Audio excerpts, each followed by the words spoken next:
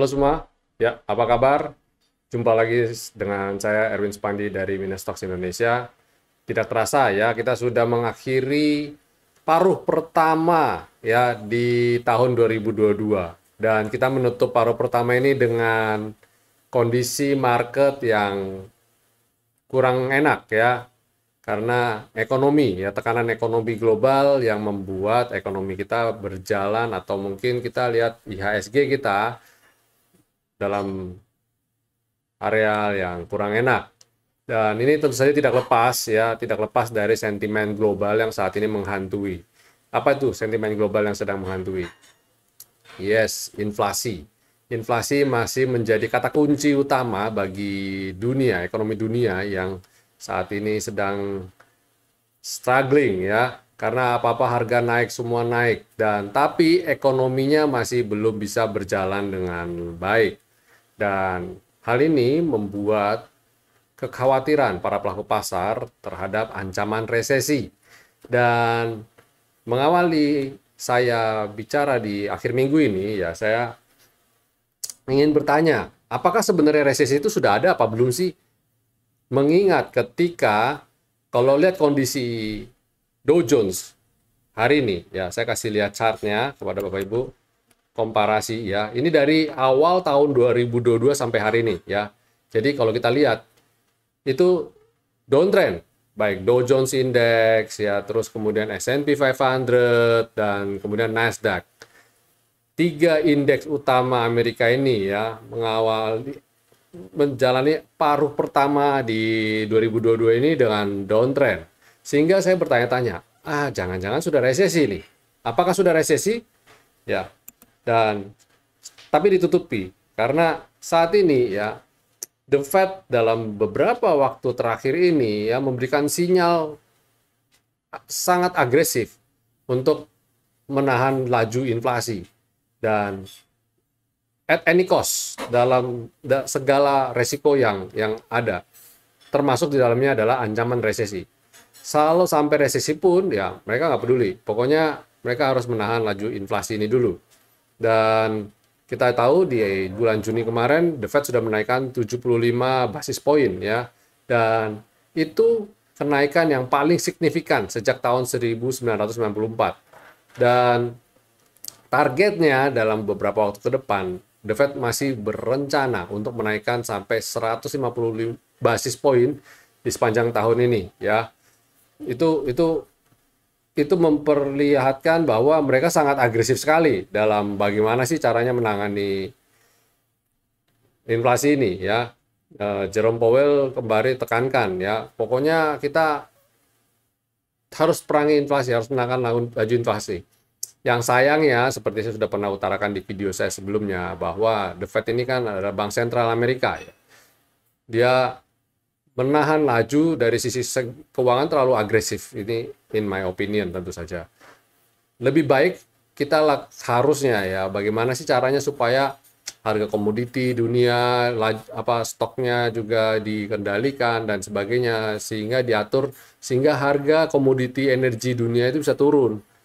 Nah, tapi lagi-lagi ini berbicara mengenai banyak pihak ya.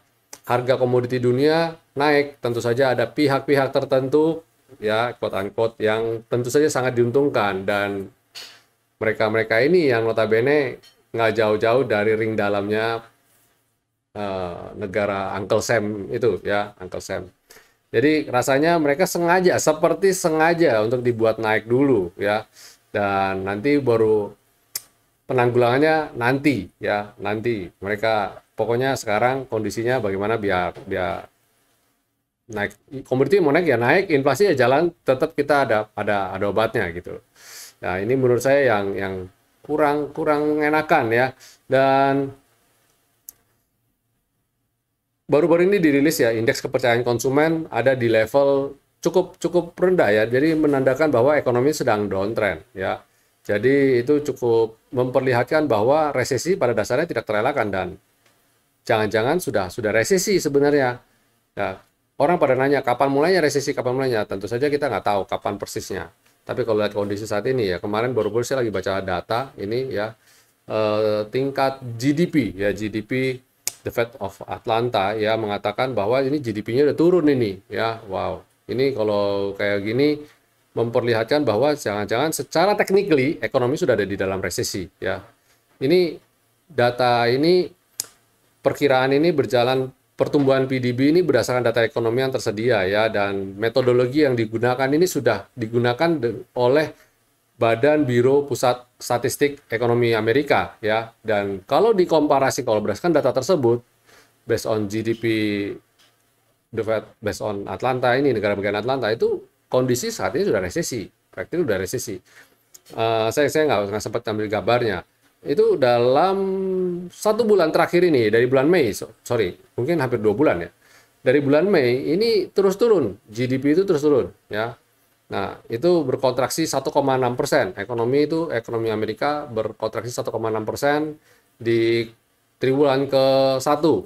Dan secara definisi ya teknis itu sudah masuk resesi. Jika ini juga ada juga, jika 2 kuartal berturut-turut penurunan PDB, nah ini confirm ya. Itu. Jadi kalau kita lihat pada dasarnya ini banyak sekali para pelaku pasar sudah ancang-ancang, sudah mempersiapkan diri, mempersiapkan hati bahwa menerima this is resesi. Sebenarnya resesi itu sebenarnya bukan satu kayak kita bilang masuk kayak bulan puasa, memasuki bulan puasa berarti ini memasuki bulan resesi, enggak gitu. Jadi resesi itu kayak kita melihat suatu kondisi ekonomi, kita lihat, kita cermati dari kita lihat tanda-tanda ekonomi yang sedang data-data ekonomi. Nah, kita lihat tanda-tanda itu, kita baru ada opini mengatakan berarti kita sudah resesi gitu. Jadi tanda-tandanya nggak jelas, bukan kayak ini masuk musim dingin, mulai salju turun dan sebagainya, nggak sesignifikan itu. Mereka all about data, lihat data ekonomi, komparasi begini begitu. Ini berarti turun nih, lihat kan, dari berdasarkan GDP turun, harga naik dan sebagainya. Nah, ini berarti masuk di resesi. Nah, itu yang sebenarnya yang menghantui market. Tentu saja harapan saya ini sudah predictable, sudah dianalisa.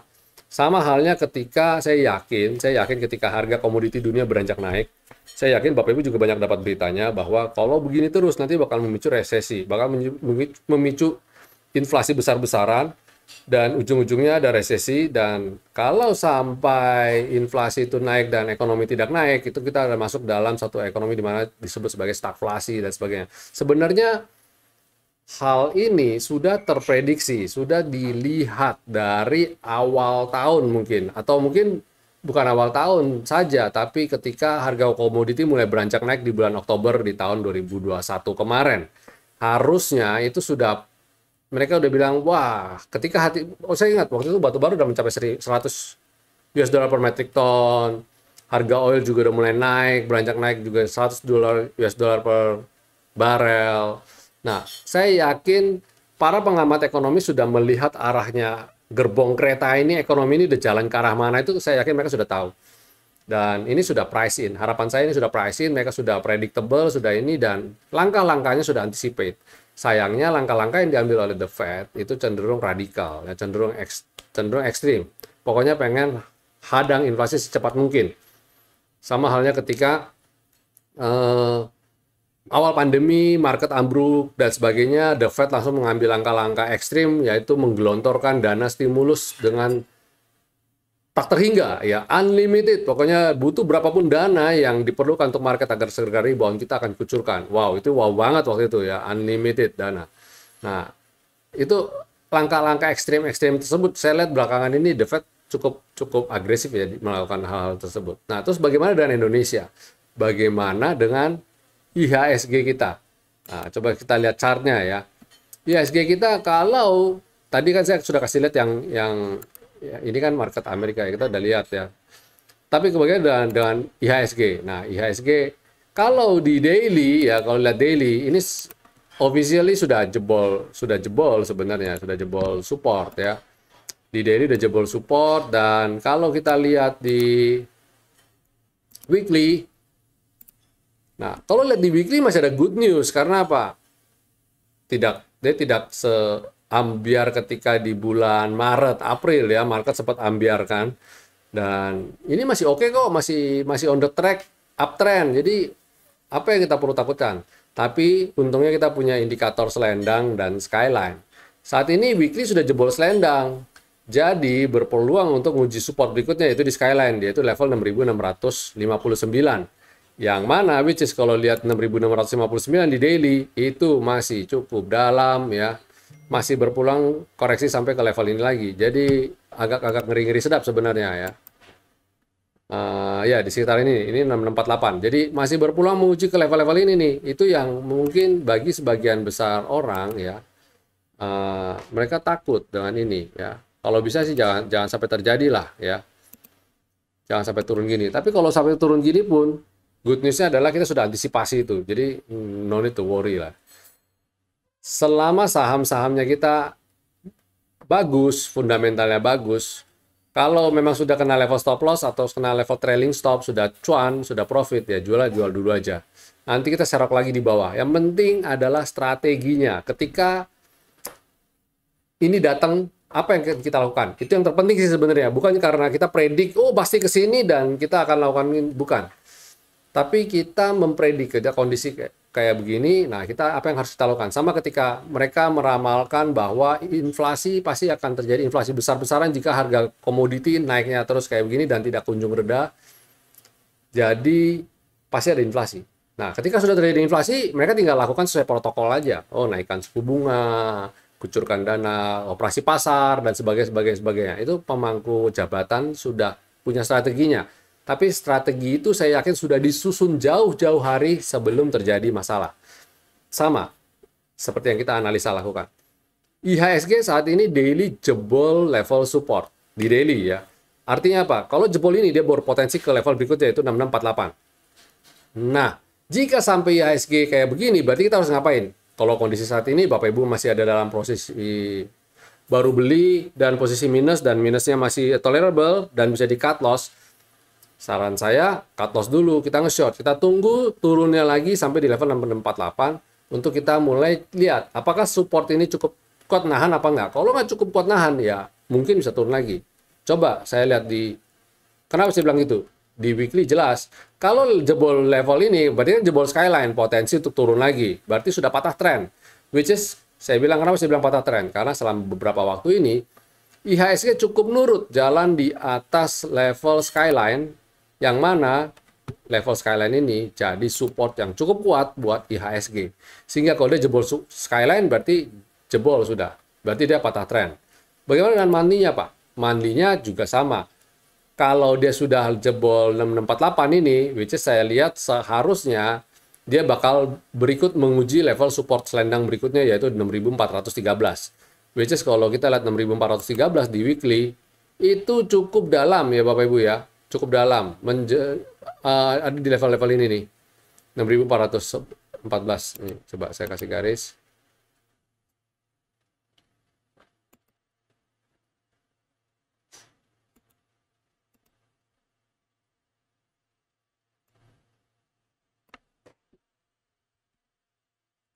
Nah, dia kalau dari sini baru kita mikir lagi, belum tentu dia ketarik sampai V-line kan. Bisa saja dia tarik ke V-line baru dia naik lagi. Berarti ada di level 6100-an. Wow. Tapi banyak orang di luar sana yang punya skenario-skenario mengatakan bahwa IHSG bakal menguji level 6000-an. Balik lagi ke support zaman lampau ya, 6000. Wow. Kalau bisa jangan sampai ya. Mudah-mudahan dia bisa mantul di area ini nih, 6648 ini. Sehingga dia masih dalam tren naik yang cukup baik ya. Nah, kalau di monthly nggak kaget kalau sampai swing ke sini, tapi juga sama sebenarnya. Beberapa waktu belakangan ini dia nggak pernah sampai ke bottom selendang, biasanya ke top selendang udah mantul.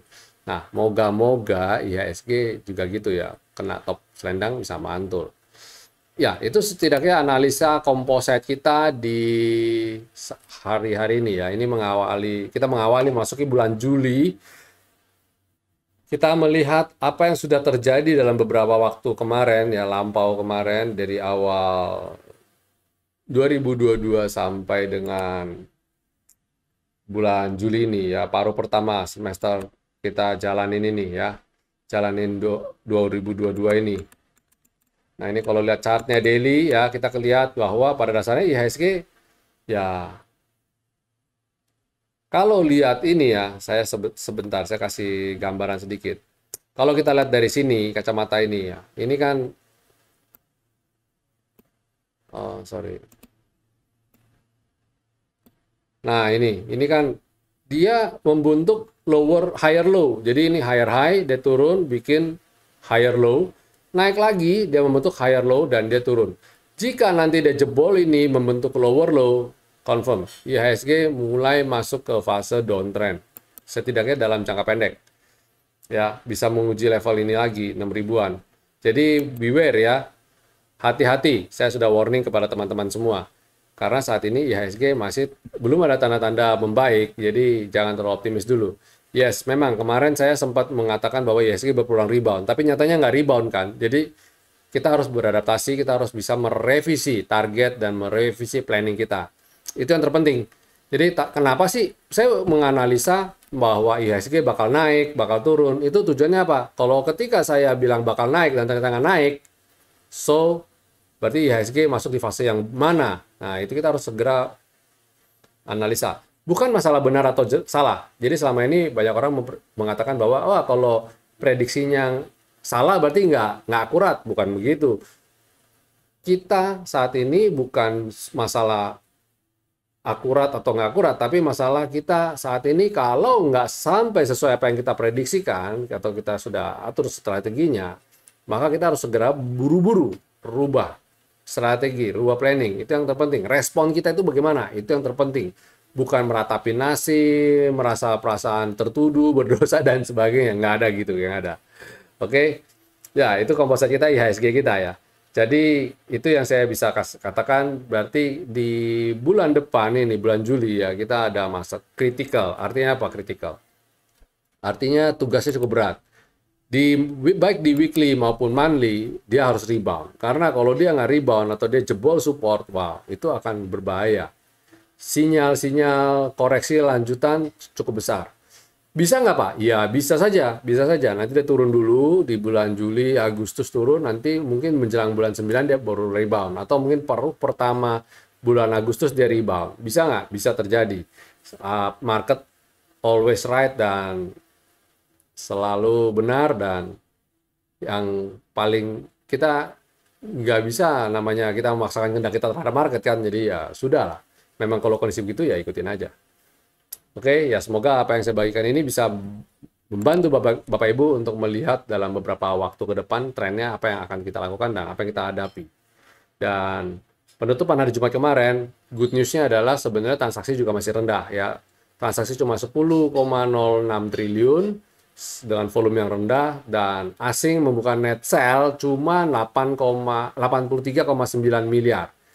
Artinya asing juga kondisi kayak gini mereka juga nggak jualan.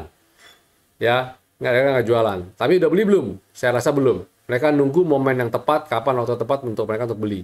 Dan kalau mereka beli, nggak mungkin segampang itu untuk dianalisa. Oke, terlalu gampang lah untuk bilang, oh ini asing beli, asing jual.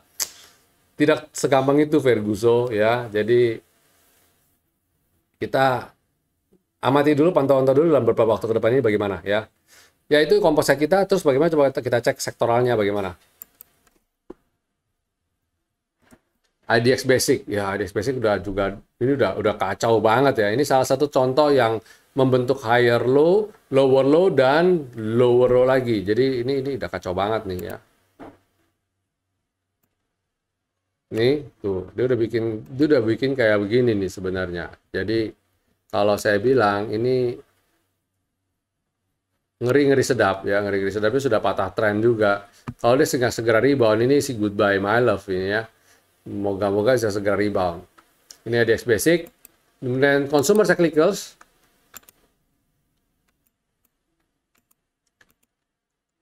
Ya, ini juga ada jebol support ya. Ini cenderung bahkan dalam beberapa waktu kemarin sudah memperlihatkan sinyal kalau dia membentuk pelemahan sebenarnya ya. Nah, ini ya dia udah sinyal lemah sebenarnya.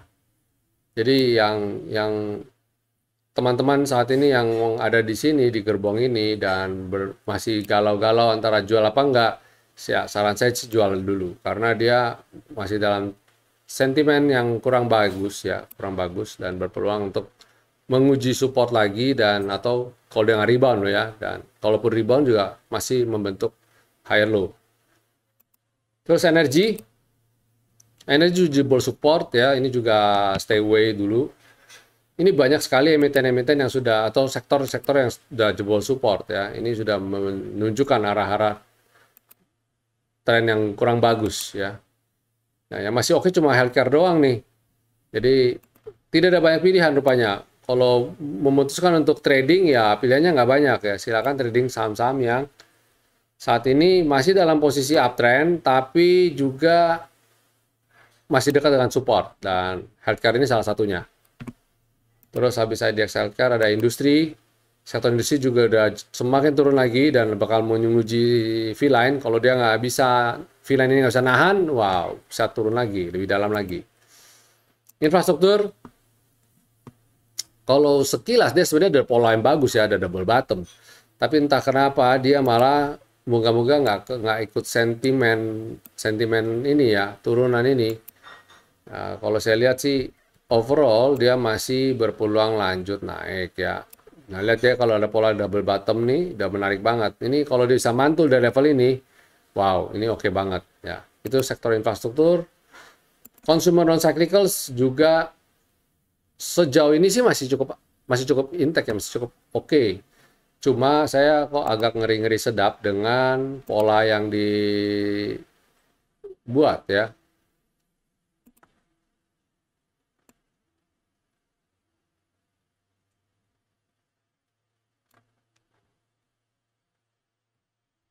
Ini saya coba, ini sekilas saja ya, kita nggak mencari kebenaran atau tingkat cakra tinggi, tapi kita sedang melihat kalau ini oh ini masih dalam tren naik dan kalau dia swing bisa berpeluang ke areal ini dan dia rebound lagi atau kalau nggak dia paling bottom di bawah ini yang garis trend line ini kalau syukur-syukur bisa segera naik lagi. Ini consumer non cyclical, terus properti nggak usah sebut-sebut dulu karena ini jelas downtrend berat. Jadi kemarin-kemarin, nah ini salah satu sebab kenapa saya nggak rekomendasi ini nih. Dan kemarin saya rekomendasikan juga untuk trading pendek kan, Wika, Adikarya, dan teman-teman. Sektor tekno juga mengerucut lagi. Kalau ini ada tekno ada pola sih sebenarnya ya, pola flag ya, kalau nggak salah. Nah ini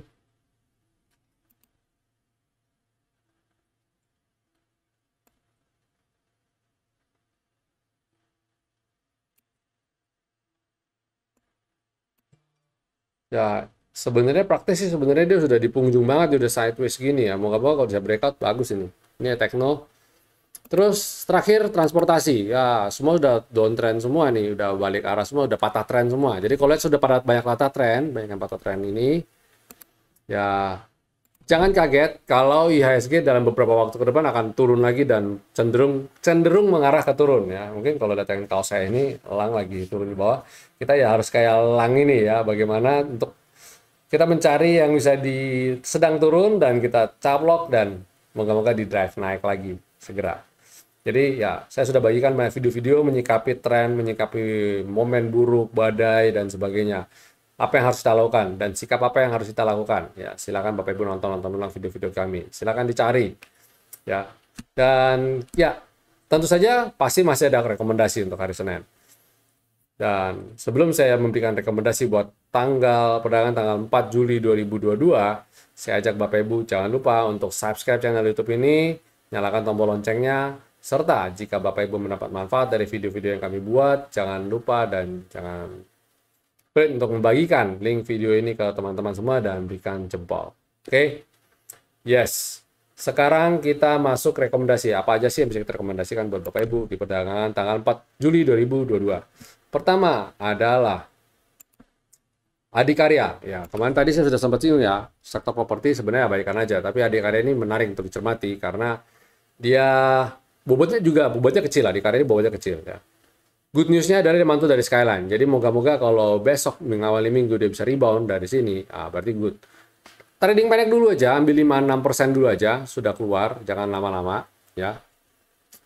Terus habis Adikarya ada Sido. Nah, Sido ini juga sebenarnya dalam tren naik yang bagus ya, ada pola cup and handle dan dia lagi swing. Biasa sih kayak gini. Habis Sido ada SMGR. SMGR juga lagi disupport. Saya bagikan ini emiten-emiten lagi disupport. Tujuannya apa? Supaya kalau memang harus cut loss, rugi kita nggak terlalu dalam dan lagi disupport. Dan kalau udah patah tren juga ada confirm, kita juga nggak perlu galau ya. Jadi nurut aja, jalanin aja. Terus habis itu ada Java. Ya, Java masih bergerak sideways nih Java ya. Dan kalau dia bisa naik di atas V-line ini menarik banget nih. Apalagi dia ada pola double bottom atau cup and handle di kecil di sini. Jadi kalau bisa naik ini menarik banget. Kumpulin aja, secara dia juga nggak jauh-jauh dari support. Habis Java ada Esger. Nah, Esger ini, wah ini keren banget nih. Rasanya saya nggak nemukan banyak pola chart uptrend sebagus ini saat ini ya. Jadi saya semua rekomendasinya adalah Serok. Tapi ini bagus ya karena dia berhasil mampu naik ke atas atau setidaknya ada di jalur uptrendnya dia lah ini. Dia masih intact gini ya. Jadi kalau bisa naik lagi dan bisa breakout level ini 14 atau 1500 lah. Kalau dia bisa breakout 1500 mestinya Esger dalam tren naik yang bagus. Ya, Bapak Ibu, itu dulu market review kita untuk perdagangan tanggal 4 Juli 2022 serta ulasan apakah apakah saat ini trading saham atau market global sedang dalam resesi. Semoga apa yang saya bagikan di akhir minggu ini bisa bermanfaat bagi teman-teman semua, bagi Bapak Ibu semua. Selamat menikmati akhir pekan. Stay safe semua, stay healthy, keep strong, ya jangan galau, kita tetap semangat untuk mengarungi hari-hari ini, and God bless you all. See you.